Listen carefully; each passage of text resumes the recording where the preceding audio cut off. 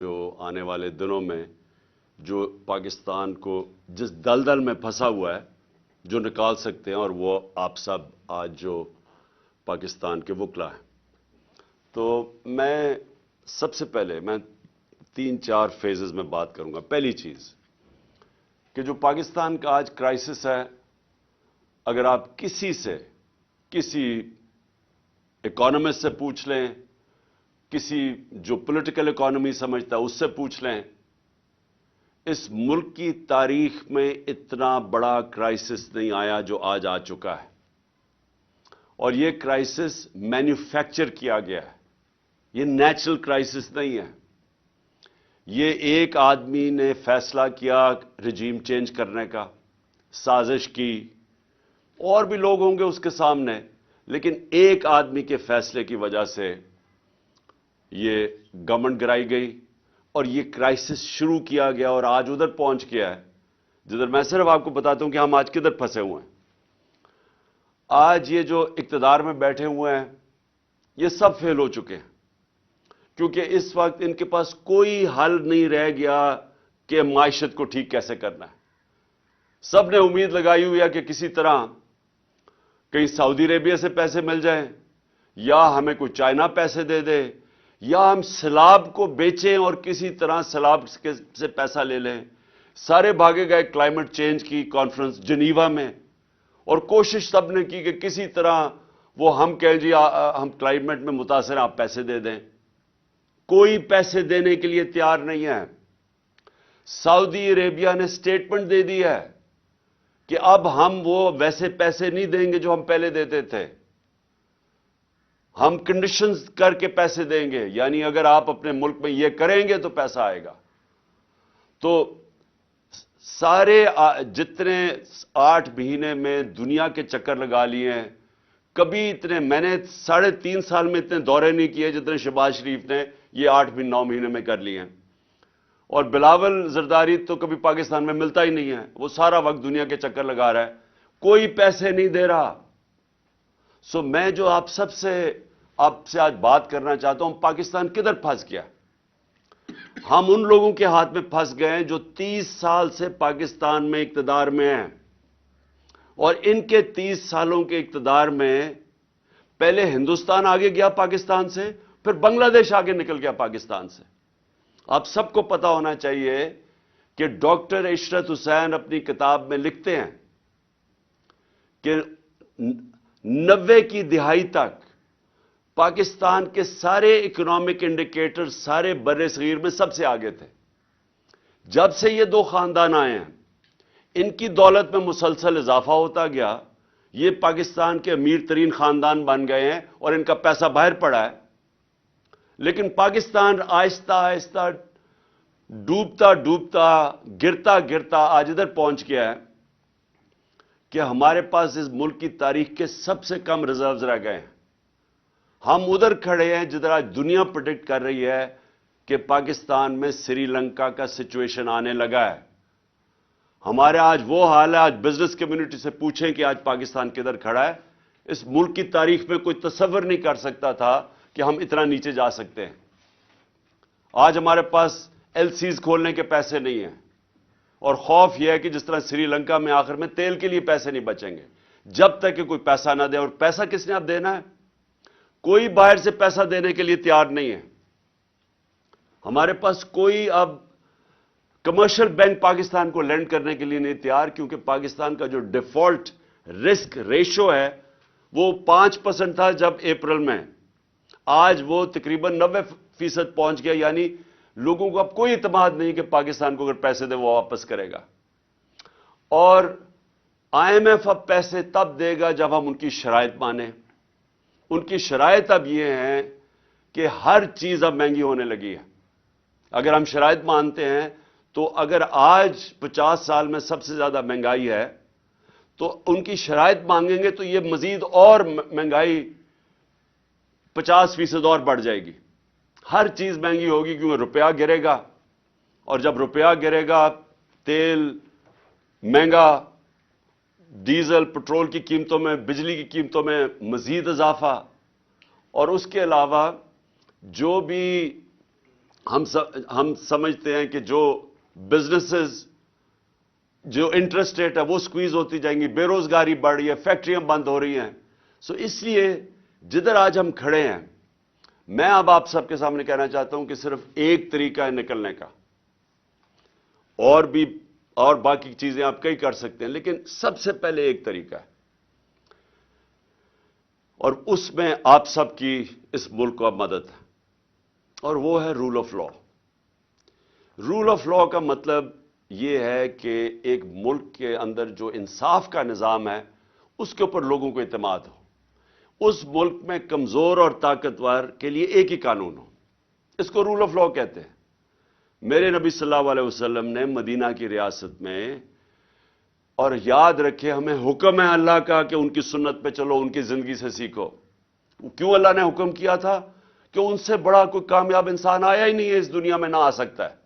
اور انہوں نے جو ریاست قائم کی تھی, یہ یاد رکھیں کہ وہ جو ریاست قائم کی تھی وہ اس میں 627 میں جنگ خندق تھی, جدھر مسلمان بال امہ بچی, اور اس کے 10 سال کے بعد 2 سپر پاورز رومن امپائر اور پرشین امپائر ان کے سامنے گھٹنے ٹیک گیا 10 سال کے بعد. یہ تاریخ کی فیکٹ بتا رہا ہوں.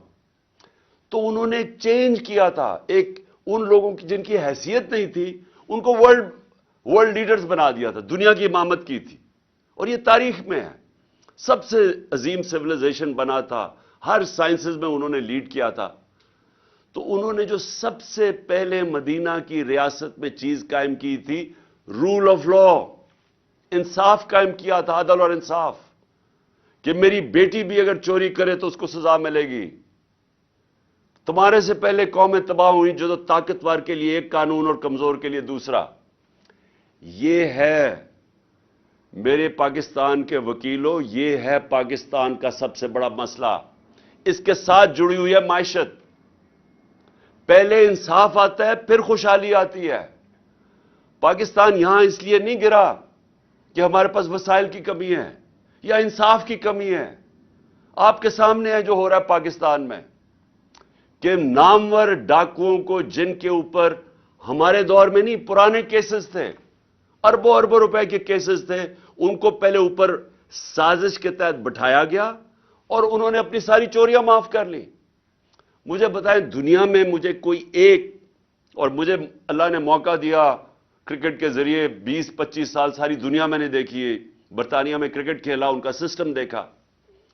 ایک مجھے خوشحال معاشرہ بتا دیں جس کو ہم ڈیولپڈ ورلڈ کہتے ہیں, مجھے ایک بتا دیں جدھر طاقتور نے, کسی ایم این اے نے, منسٹر نے, بڑے لوگوں نے چوری کی ہو پبلک کے پیسے کی اور اس کو معافی ملی ہو. ایک مجھے ملک بتا دیں جس کو این آر او دیا ہو انہوں نے. تو ہم تو وہ کر رہے ہیں کہ ہمارے 1500 سال پہلے نبی صلی اللہ علیہ وسلم نے کہہ دیا تھا کہ اگر طاقتور چوری کرے گا اور اسے نہیں پکڑو گے اور صرف کمزور کو جرم میں پکڑو گے تو ملک تباہ ہو جائے گا. آپ کے سامنے اب حالات ہیں.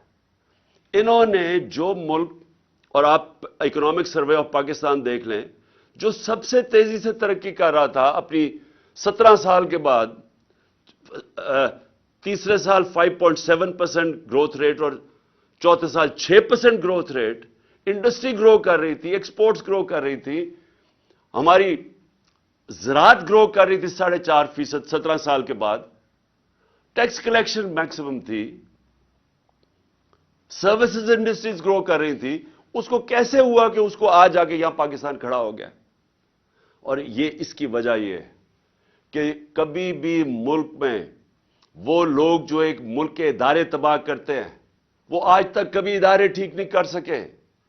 جو لوگوں نے معیشت پر 30 سال سے تباہ کر رہے ہیں وہ آج کیسے ٹھیک کرنا تھا انہوں نے؟ یہ کون سا ذہن تھا جس نے پکڑ کے ان کو اوپر بٹھا دیا؟ تو آج اب آگے کا راستہ میں آپ کو بتاتا ہوں. آگے کا راستہ بھی آپ کے ہاتھ میں ہے. یہ سٹرگل ہے پاکستان کی رول آف لا. طاقتور کو قانون کے نیچے لے کے آنا, کسی کو این آر او نہ دینا. جب تک لوگوں کو ہمارے انصاف کے نظام کے اوپر اعتماد نہیں ہوگا, خوشحالی نہیں آنے لگی, اس سے نہیں نکلنے لگے.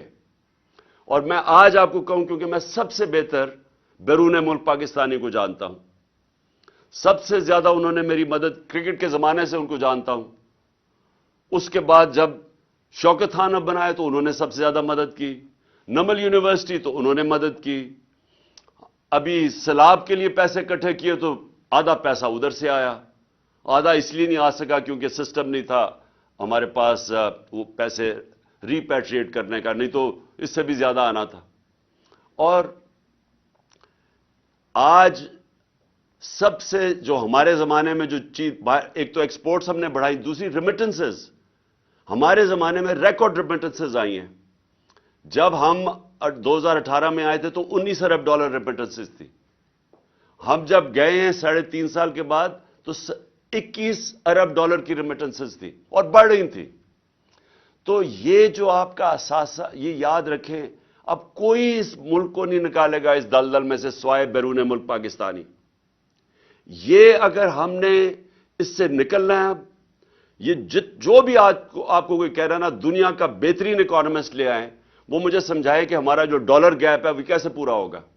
ہمارا مسئلہ کیا ہے کہ ہم نے کبھی ایکسپورٹس کے اوپر زور ہی نہیں لگایا۔ نون لیگ کے پچھلے 5 سال میں ایکسپورٹس بڑھی نہیں، جب یہ 99 میں گئے تھے تب بھی ایکسپورٹس نہیں بڑھی۔ تو جب دولت ہی نہیں آ رہی، ڈالرز نہیں آ رہا، تو ملک خوشحال کیسے ہونا ہے؟ تو ہم نے ایکسپورٹس کو تو بڑھانا ہے لیکن وہ ٹائم لگے گا۔ تو جو سب سے جو چیز کر سکتے ہیں بیرون ملک پاکستانیوں کی ریمیٹنسز اور انویسٹمنٹ لے کے آنی ہے، یہ اصل بات سمجھیں۔ ابھی تک وہ ریمیٹنسز بھیجتے ہیں، انویسٹمنٹ نہیں بھیج رہے۔ جب ان کے پلاٹس کے اوپر قبضہ ہو جاتا ہے، کیونکہ یہاں قبضہ گروپ پھر رہے ہیں اور رول آف لا نہیں ہے، تو وہ سرمایہ کاری کیسے کریں گے؟ تو آپ سب وہ کمیونٹی بیٹھی ہے جو بات سمجھتی ہے میں کیا کہہ رہا ہوں۔ میں نے آج تک کبھی برطانیہ کے اندر جتنی میری 20-25 سال زندگی گزاری، کبھی کسی قبضہ گروپ کا نام نہیں سنا۔ میں نے یورپ میں کبھی قبضہ گروپ نہیں سنے، امریکہ میں کمیونٹی کبھی قبضہ گروپ نہیں ہے۔ یہ مڈل ایسٹ میں آ جائیں، یہاں جو آپ کے ورکرز ہمارے جو وہاں کام کرتے ہیں، کبھی سعودی عربیہ میں سنا ہے قبضہ گروپ ہے، کبھی دبئی میں سنا ہے قبضہ گروپ ہے۔ کیوں جا کے پاکستانی یہاں فیکٹریاں نہیں لگاتے، دبئی میں چلے جاتے ہیں، سعودی عربیہ میں چلے جاتے ہیں، ملیشیا میں فیکٹریاں لگا دیتے ہیں؟ کیوں پاکستانی یہاں سے مر کے نکلتے ہیں باہر کئی دفعہ فراڈلنٹ ویزے لے کے، لیکن وہاں جا کے خوشحال ہو جاتے ہیں؟ برطانیہ میں، یورپ میں کیوں جاتے ہیں؟ کیونکہ وہاں رول آف لا ہے، وہاں ان کی محنت کو پھل ملتا ہے۔ یہاں کیا ہے کہ سارے چور اوپر آ کے بیٹھ گئے ہیں، ہر پاکستان کا بڑا ڈاکو آج بڑے عہدوں پہ بیٹھ گیا اور لیگلی اپنے کیسز معاف کروا رہا ہے۔ یعنی قانون انہوں نے پاس کیا اسمبلی میں جس کی کوئی پریسیڈنس نہیں ہے ڈیموکریسیز میں، اس کا کوئی مثال نہیں ہے کہ بیٹھ کے انہوں نے ایک شک بائی شک نیب کے اندر چینجز کیے ہیں جسے ایک منٹ سے بچ گیا۔ اور چوریاں، میں پھر سے ریپیٹ کرتا ہوں، یہ جو کرپشن ہمارے دور کے نہیں ہیں، یہ پرانے ہیں، یہ ان کے اپنے دور کے سارے کیسز ہیں جو انہوں نے معاف کروا لیے۔ اب پہلے مشرف نے معاف کیے، اب جنرل باجوہ نے ان کو پورا موقع دیا NRO2 دینے کا۔ اب میرا سوال یہ ہے کہ جب تک ہم سب مل کے اس رول آف لا کے لیے جنگ نہیں لڑیں گے، یہ جہاد ہے۔ انصاف کے لیے تو سارے اللہ کے پیغمبروں نے حکم دیا تھا۔ جو جہاد، یہ جہاد کا کانسیپٹ کیا ہے؟ جہاد کا ہر کوئی جہاد کہتا ہے، جہاد کی سب سے بڑی چیز ہے ناانصافی، ظلم کا مقابلہ کرنا جہاد ہے۔ حضرت علی کا قول ہے کہ کفر کا نظام چل جائے گا لیکن ناانصافی اور ظلم کا نظام نہیں چل سکتا، اس لیے پاکستان کا نظام نہیں چل رہا۔ تو جب تک ہم مل کے مقابلہ نہیں کریں گے کہ یہ جو لوگ طاقتور اوپر آ کے بیٹھ گئے ہیں اور قانون سے اوپر اپنے آپ کو کر لیا، یہ کیسے ہو سکتا ہے کہ ایکس پرائم منسٹر، سب سے بڑی پارٹی کا ہیڈ، میں اپنی FIR نہیں رجسٹر کروا سکا؟ مجھے بتائیں، عام آدمی جو آتا ہے محنت کر کے اوورسیز پاکستانی اور پاکستان میں انویسٹمنٹ کرتا ہے، اس کا طاقتور سے ٹاکرا ہو جائے تو اس کو کون بچائے گا؟ مغرب میں اس کو بچاتے ہیں، ان کا جو لا ہے وہ پروٹیکٹ کرتا ہے کمزور کو، جس کو انصاف کہتے ہیں۔ حضرت ابو بکر جب خلیفہ بنے پہلے تو نبی صلی اللہ علیہ وسلم نے سب سے پہلے عدل اور انصاف قائم کیا مدینہ میں. حضرت ابو بکر خلیفہ بنے, ان کی پہلی سٹیٹمنٹ سن لیں کہ کمزور اور طاقتور کو میں قانون کے سامنے ایک برابر کروں گا, انصاف قائم کروں گا.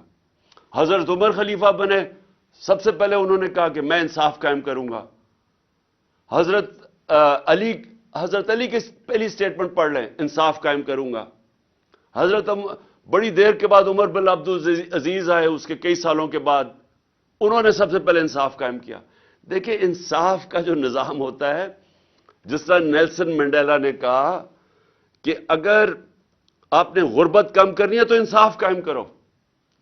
نیلسن منڈیلا کہہ رہا ہے, یہ تو میرا سب کے لیے, کہ ہمارے ملک میں وہ نظام جدھر اعظم سواتی کو, یعنی ایک سینیٹر کو ایک ٹویٹ کرنے پہ, اور سچی ٹویٹ جو ایک پولیٹیشین کا کام ہے کرنا, میرا کام ہے کہ اگر پبلک کا پیسہ چوری ہو رہا ہو تو میرا کام ہے اس کے اوپر آواز بلند کرنا. تو وہ NRO2 کہتا ہے کہ جنرل باجوہ نے دیا ہے, اس کے اوپر اس کے پوتے پوتیوں کے سامنے تشدد کیا گیا, صبح کے 3 بجے ان کے سامنے ننگا کر کے باہر میں لے جا کے اس کو مارا گیا, ظلم کیا گیا اس کے اوپر. اس کے بعد پھر اس کے اوپر 30 کیسز کیے گئے. میں اپنا کیس FIR نہیں رجسٹر کروا سکا, لیکن اس کے اوپر سارے پاکستان میں, کوئٹہ میں, سندھ میں, کوئٹہ کی سردی کے اندر ایک کمبل کے ساتھ اس کو رکھ دیا. یعنی ایک 75 سال کے آدمی سے ایک ٹویٹ کے اوپر یہ ہوا ہے. اس کا مطلب کہ وہ اتنا بڑا فرعون تھا کہ اس ملک میں وہ اتنا قانون سے اوپر تھا کہ آپ اس کی تنقید نہیں کر سکے. ساری مغرب میں پاکستان کی بدنامی ہوئی, سارے اخباروں کے اندر آیا کہ پاکستان کے سینٹ کو اس طرح کیا گیا, کسٹوڈیل ٹارچر کی گئی. اس سے پہلے شہباز گل, پھر یہ جو ارشد شریف سے ہوا. تو یہ تو ہماری لیگل کمیونٹی کی سب سے پہلے ذمہ داری تھی کہ ہم اس کے اوپر سٹینڈ لیں. اور میں آج آپ کو کہہ رہا ہوں کہ یہ اب پاکستان جدھر آ کے کھڑا ہو گیا, اللہ نے ہمیں چیلنج کر دیا, یا تباہ ہو یا اپنی اصلاحات کرو, یا اس ملک میں انصاف کا نظام لے کے آؤ, رول آف لا, نہیں تو بربادی ہے تمہاری. کوئی پیسے دینے کے لیے تیار نہیں ہے. ابھی شہباز شریف کی ویڈیو ذرا دیکھیں, سارے ہندوستان کے چینلز پہ چلی ہے کہ جی ہندوستان سے تو جی بڑا, ہمارے سے بڑی 3 ہم نے جنگیں لڑی اور ہمیں مار پڑ گئی, ہمیں تو دوستی کرنی چاہیے, ہمیں تو جناب ہم نے تو اپنا سبق سیکھ لیا ہے. یعنی یہ اس ملک ہم گر گئے ہیں کہ ملک کا وزیر اعظم ہندوستان, جس نے کشمیر کے اوپر ظلم کیا ہے, جس نے کشمیریوں کا جو انٹرنیشنل کمیونٹی نے رائٹ دیا تھا, رائٹ آف سیلف ڈٹرمنیشن, وہ نہیں دیا, اور پھر سٹیٹہڈ ان کی لے لی ہے, اور ہمیں ہی وہ جا کے کہہ رہا ہے کہ جی ہندوستان سے ہمیں تو بڑی دوستی کرنی چاہیے. کوئی فکر نہیں کہ کشمیریوں کی قربانیاں, کوئی فکر نہیں نظریہ پاکستان کے کسی مقصد کے لیے ملک بنا تھا. یہ آج حالت آ گئی ہے کیونکہ ہر جگہ پیسے مانگتے پھر رہے ہیں. اپنا پیسہ ان ساروں نے باہر رکھا ہوا ہے اور دوسروں کو کہہ رہے ہیں جی پاکستان میں پیسہ بھیجو. میں آج آخر میں اپنی لیگل کمیونٹی کو یہ کہنا چاہتا ہوں, دیکھیں یہ ہے جہاد, میں اس کو پولیٹکس نہیں سمجھتا, یہ انصاف کی جہاد ہے جو میں 26 سال پہلے لے کے نکلا تھا, انصاف کی تحریک. میں تب بھی, کیونکہ میں مغرب دیکھ چکا تھا, مجھے تو پتہ چل گیا تھا کہ امیر اور غریب ملکوں میں فرق ہی ایک ہے, کہ امیر ملکوں میں انصاف ہے, غریب ملکوں کے اندر انصاف نہیں ہے. فرق ہی ایک ہے, وسائل کی وجہ سے نہیں ہوتے. تو میں تب سے یہ پوری کیمپین کر رہا ہوں, آزاد عدلیہ کی میں نے پوری شرکت کی, جیل میں مجھے ڈالا اس پہ. اب پھر نکلا ہوا ہوں کہ یہ کیسے ہو سکتا ہے کہ جناب ایک ایجنسیز کے آدمی کا نام آ گیا تو میں FIR ہی نہیں کاٹ سکتا. مجھے پتہ ہے انہوں نے کیا ہے, میں پہلے سے بتا رہا تھا کہ پلان بنا ہوا ہے. میں نے اس کے اوپر پورا, مجھے یہ سارا جب پلان انہوں نے ویڈیو بنائی اور یہ جو کیمپین کی, اسٹیٹ ٹی وی کے اوپر اشتہار چلائے کہ عمران خان نے توہین رسالت کی ہے اور توہین مذہب کی ہے, اور پورا پروپیگنڈا کر کے میں نے تب کہا کہ یہ دینی انتہا پسند کے ذریعے میرے اوپر واردات کریں گے. میں نے 2 مہینے 1.5 مہینے پہلے جلسے میں کہہ دیا تھا یہ پلان ان کا یہ ہے. مجھے پتا تھا اس کے پیچھے کون ہے, 3 نام میں نے لیے, میں ابھی بھی مجھے پتا ہے کہ انہوں نے کیا ہے, ہر چیز انہوں نے کیا. اس کے بعد پہلے جو انہوں نے پولیس والوں کو کنٹرول کیا, جس طرح پولیس والے جس نے ویڈیو بنائی وہ JIT کے سامنے اسے انکار کر دیا آنے سے. CTD والوں نے जिन्होंने दूसरी वीडियो बनाई उनसे पूछा, उन्होंने इनकार कर दिया आने को। कौन उनको हुक्म कर रहा था? हमारी गवर्नमेंट है पंजाब में, लेकिन अपनी पुलिस हमारी बात नहीं सुन रही, क्योंकि हमारे से भी ताकतवर लोग बैठे हुए हैं यहां जो फैसले करते हैं मुल्क के बंद कमरों में, जो इतने ताकतवर हैं कि पुलिस गवर्नमेंट की नहीं सुन रही है, इलेक्टेड गवर्नमेंट की, वो सुन रही है ऊपर से ताकतवर जो चाहते नहीं है इंसाफ हो, जो रोक रहे हैं इंसाफ को। पुलिस भी नहीं आ रही। और फिर जो 4 CTD के जो हमारी JIT के मेंबर्स थे, चारों ने जाके कोई और बयान दे दिया जाके अदालत में, जब उनकी स्टेटमेंट्स हैं और अदालत कह देती है कि एक ही शूटर था। उनमें से जो एक जाके बयान देता है कि एक ही शूटर है, उसकी अपनी एविडेंस है कि उसने छत पे जाके दूसरे शूटर की गोलियां रिकवर की हैं।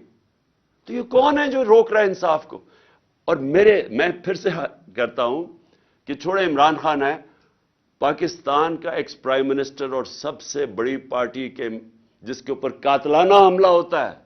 मैं नहीं इंसाफ मुझे मेरे और जो JIT बन रही है उसको सैबोटाज किया जा रहा है। और अगर मुझे किसी थोड़ा सा भी शक था ना कि ये 3 बड़ी बड़ी ताकतवर शख्सियत जिन्होंने किया है, ये सारा शक मेरा दूर हो गया है। जिस तरह ये पूरी कोशिश कर रहे हैं कि किसी तरह इंसाफ ना मिले, तो अगर मुझे इंसाफ नहीं मिल सकता तो सोचें कि आम आदमी का क्या हाल होगा। और ओवरसीज पाकिस्तानी वो क्यों पाकिस्तान में आके पैसा लगाएगा जब उसको एतमाद ही नहीं है पाकिस्तान के जस्टिस सिस्टम में। तो इसलिए मेरा फिर से मैं कहता हूं कि अल्लाह ने हमें चैलेंज कर दिया है पाकिस्तानी कौम को, अगर आपने बचना है तो इस मुल्क में इंसाफ का निज़ाम लेके आओ, नहीं तो हजरत अली का कौल कि कुफर का निज़ाम चल जाएगा, जुल्म का निज़ाम नहीं चल सकता। ये निज़ाम नहीं चल सकता। अब आगे कोई पैसे देने के लिए तैयार नहीं है। सिलाबों को बेचते रहे हैं पैसे लेने के लिए। उससे पहले हम जी दहशतगर्दी की जंग लड़ रहे हैं, हमें पैसे दो। हम जी बुनियाद परस्ती के साथ खड़े हैं, हमें पैसे दो। बेकारियों की तरह हम पैसे मांगते रहे हैं, अपनी इज्जत खो बैठे हैं। और आज ये टाइम आया है, जो हिंदुस्तान के टीवी पे देखें, जो शहबाज शरीफ का मजाक उड़ रहा है कि शहबाज शरीफ उन्हें कह रहे हैं हम तो दोस्ती करना चाहते हैं, जिससे सारी हमारी गलतियां हैं कि दहशतगर्दी हमारी वजह से, जो हिंदुस्तान का मौकफ है। और हिंदुस्तान आगे से क्या कह रहा है, पहले आप दहशतगर्दी खत्म करो फिर बात करेंगे। इससे ज्यादा जिल्लत मैंने नहीं अपनी तारीख में देखी कि हमारे मुल्क की हो। और ये आगे अगर हमने अपने आप को ना इस्लाह किया तो मुझे खौफ है कि आगे मजीद हमारे मुल्क के वो इम्तिहान आने वाले हैं जो बर्दाश्त नहीं कर सकेंगे। बहुत बहुत शुक्रिया। पाकिस्तान जिंदाबाद।